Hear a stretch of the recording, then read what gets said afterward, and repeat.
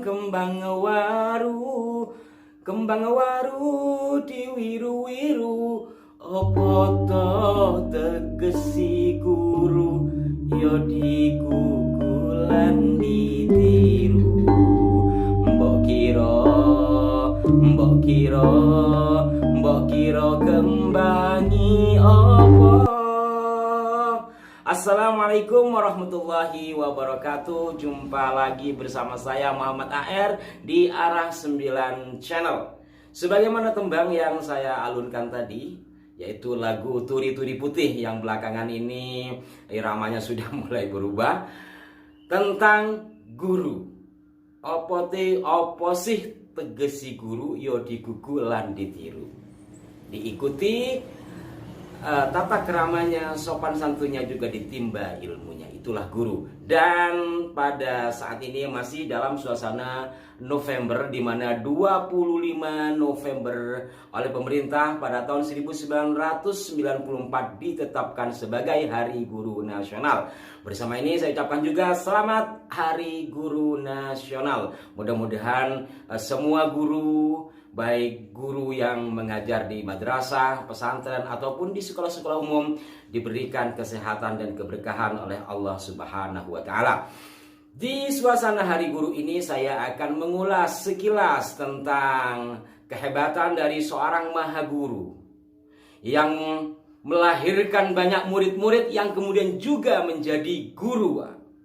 Di antara murid-murid beliau yang menjadi guru, bahkan orang-orang besar dan menjadi pendiri dari organisasi besar, bahkan pendiri negeri ini, di antara murid beliau adalah Hadratus Syekh Hasyim Asy'ari, Kiai Haji Abdul Wahab Hasbullah, Kiai Haji Mas Mansur, seorang tokoh Muhammadiyah, kemudian juga pendiri pesantren Lirboyo, Kiai Haji Abdul Karim, dan banyak lagi. Siapakah sang maha guru?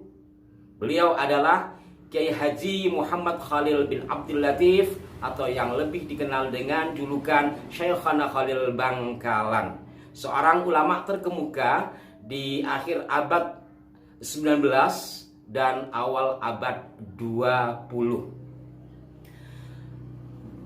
Pada kesempatan ini tentu satu sisi saja yang akan saya ulas, bagaimana beliau memberikan sikap yang luar biasa, memberikan contoh yang perlu juga kita contoh. Satu diantaranya seperti yang dikisahkan oleh murid beliau atau santri beliau, yaitu Kiai Haji Raden As'ad Syamsul Arifin. Dalam sebuah ceramahnya, Kiai As'ad menceritakan bagaimana kehebatan sang guru, yaitu Syekhana Khalil. Kisah ini berlatar belakang berdirinya Nahdlatul Ulama, bersetting peristiwa atau tahun 1924 pertengahan dan akhir. Kisahnya adalah ketika Syekhana Khalil menyuruh Kiai As'ad yang masih muda pada saat itu untuk mengantarkan tongkat kepada salah satu muridnya, yaitu Hadratus Syekh Hasyim Asy'ari di Tebuireng, Jombang. Beliau tidak serta-merta menyuruh begitu saja.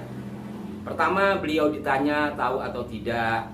Kemudian ini juga sangat penting, tidak serta-merta setelah Kiai As'ad itu tahu di mana kediaman Kiai Hasyim Asy'ari, berangkat, ini barang kamu bawa, bukan itu. Masih ditanya, kamu punya ongkos atau tidak? Dan tidak hanya sekedar ditanya, beliau juga diserahi uang untuk ongkos, makan, dan segalanya ketika mengemban tugas itu. Artinya apa, para pemirsa? Seorang guru walaupun digugu dan ditiru, bahkan dalam konsep Islam mengikut kepada kaidah ana abdu man 'allamani harfan wahidan, saya adalah hamba dari seorang yang telah mengajarkan saya walaupun satu huruf, andai pun saya dijual saya siap. Walaupun seperti itu, tetapi seorang guru juga karena digugu dan ditiru, maka memberikan contoh yang sangat luar biasa. Dilihat bagaimana kondisi santrinya. Tentu barangkali pada saat itu disuruh berangkat begitu saja di masa penjajahan, mungkin ya susah. Tetapi masih ditanya tentang tahu atau tidaknya, kemudian juga diserahi sejumlah uang. Ini bukan uangnya, tapi bagaimana seorang guru perhatian terhadap muridnya. Dan sang murid juga sama, tidak mengharapkan pemberian guru. Dalam kisah itu kedua kali beliau diperintah, Kiai As'ad 2 kali diperintah, yaitu pertengahan 1924 untuk mengantarkan tongkat, kemudian akhir dari 1924 untuk mengantarkan tasbih. Yang mana ini dalam kisah yang lain nanti saya kisahkan menjadi bagian dari isyarat direstuinya Hadratus Syekh Hasyim Asy'ari dan yang lain untuk mendirikan Nahdlatul Ulama atau NU. Fokus kepada pemberian ini. Jadi 2 kali keberangkatan beliau menuju Tebuireng Jombang itu diserahi uang. Sekali lagi, bukan nilai uangnya, tetapi bagaimana seorang guru betul-betul memperhatikan ketika sang guru memerintahkan muridnya, tidak serta-merta. Tetapi juga seorang murid mestinya, atau seorang santri mestinya, ana abduman allamani harfan wahidan. Saya adalah hamba sahaya dari orang yang mengajarkan saya walaupun hanya 1 huruf. Jadi ada keseimbangan antara keduanya. Seperti yang juga pernah saya ulas di edisi yang lalu tentang bagaimana kita mencari guru menurut petuah dari Susuhunan Pakubuwono IV. Silakan nanti dilihat kembali bagaimana dari pesan-pesan beliau, seorang Raja Mataram atau penerus dari Mataram terkait mencari guru. Dan sekarang saya memberikan contoh tentang bagaimana Sang Maha Guru Syekhana Khalil Bangkalan memperlakukan santrinya ketika hendak berangkat atau diperintah untuk mengemban tugas dari beliau. Nah, saya yakin sudah paham dan mudah-mudahan ini menginspirasi bagi kita semua. Agar apa? Agar kelangsungan hidup bermurid dan berguru menjadi keindahan yang abadi.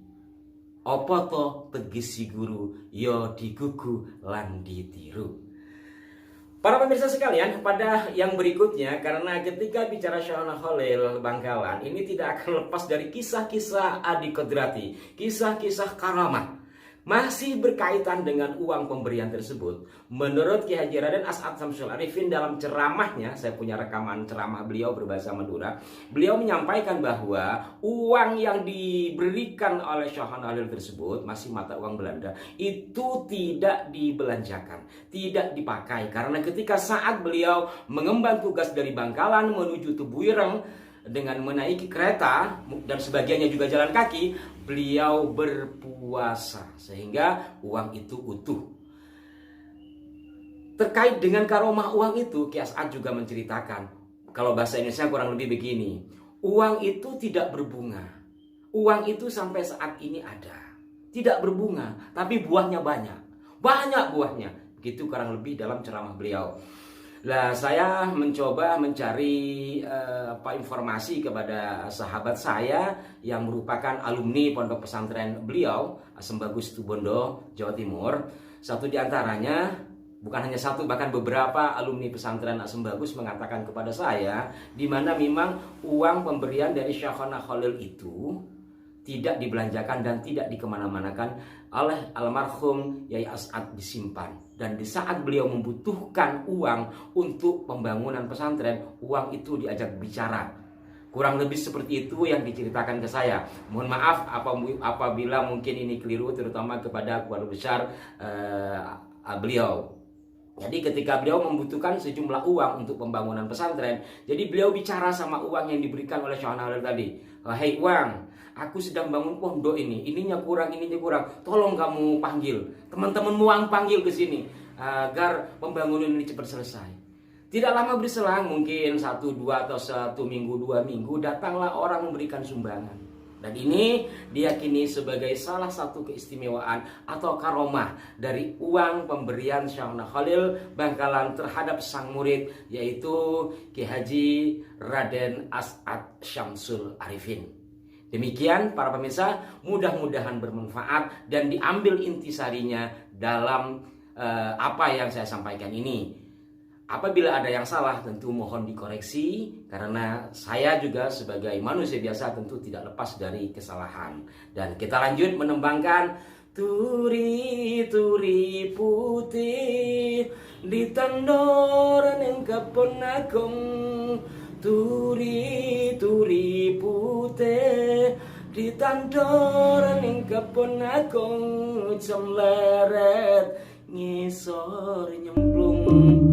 Mbok kira kembangi opo, mbok kira kembangi opo. Kembang waru diwiru-wiru. Kembang waru diwiru-wiru.